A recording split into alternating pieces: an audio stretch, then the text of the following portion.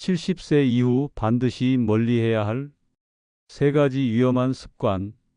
혹시 요즘 대화하기가 귀찮아 주변과 점점 멀어지고 계시진 않나요? 매일 누워만 지내다 몸이 굳어가는 걸 느끼고 계시진 않나요? 아무 일도 하고 싶지 않아 하루 종일 무기력하게 보내고 계시진 않나요? 이 세 가지 습관을 계속 이어가면 삶이 급격히 무너질 수 있습니다.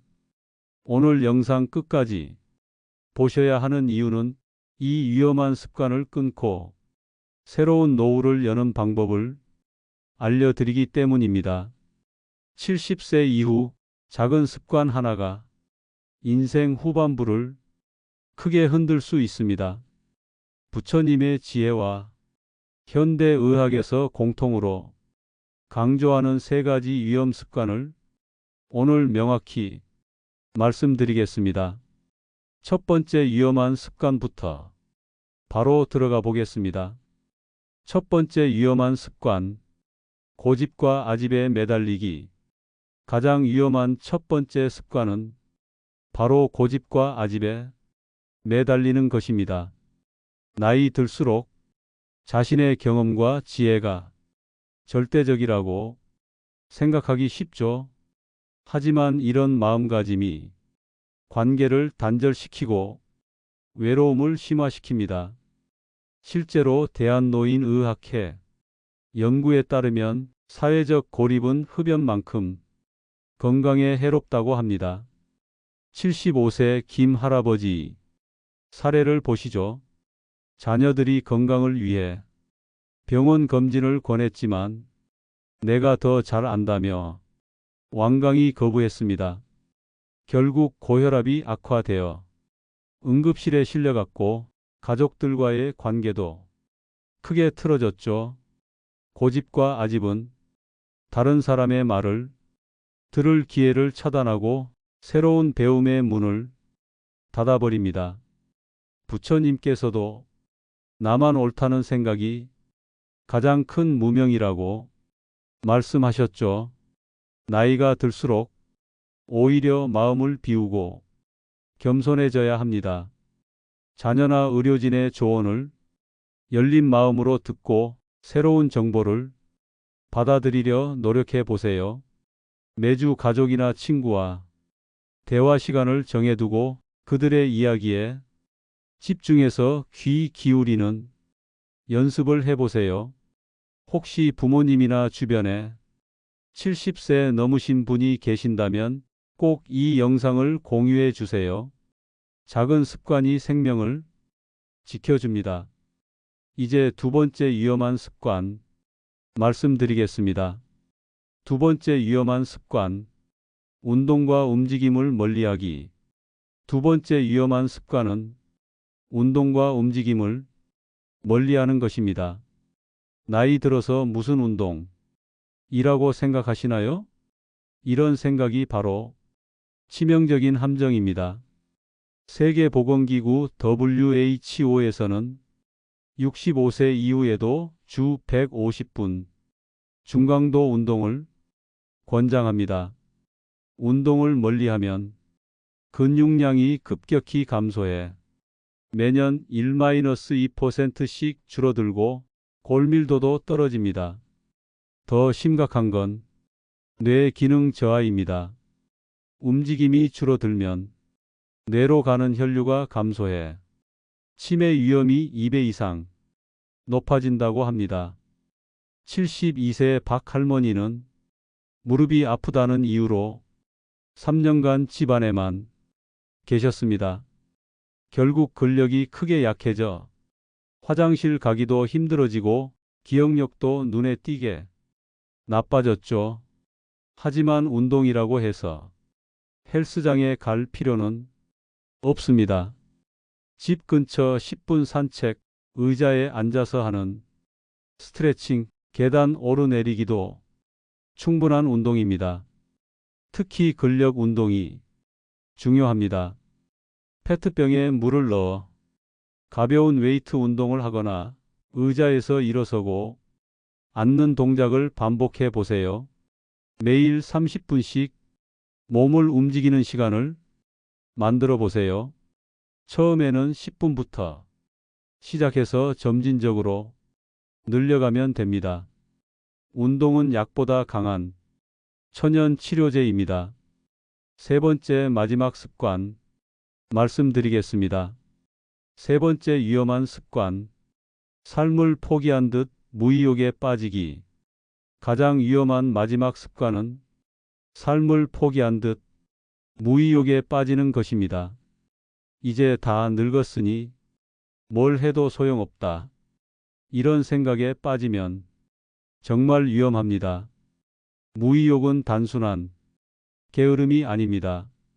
뇌의 도파민 분비를 급격히 감소시켜 우울증과 치매를 동시에 부르는 치명적인 습관입니다.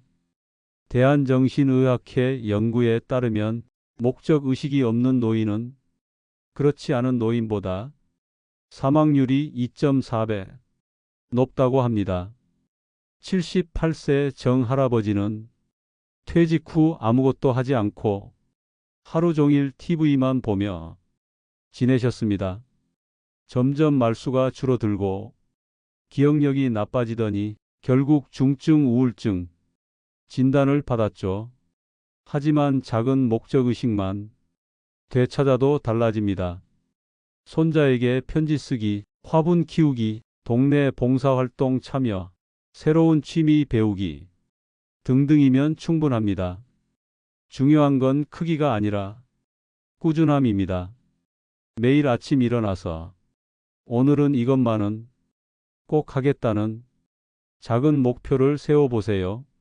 그것이 설거지든 꽃에 물 주기든 친구에게 안부 전화든 상관없습니다. 부처님께서 하루하루 깨어있는 마음으로 살아가라고 말씀하신 것처럼 매일을 의미 있게 채워가세요. 나이는 숫자일 뿐 마음이 살아있으면 몸도 따라옵니다. 세 가지 습관을 바꾸는 실천 방법. 이제 이 세 가지 위험한 습관을 어떻게 바꿔야 할지 구체적인 방법을 알려드리겠습니다. 첫째, 고집 버리기 실천법입니다.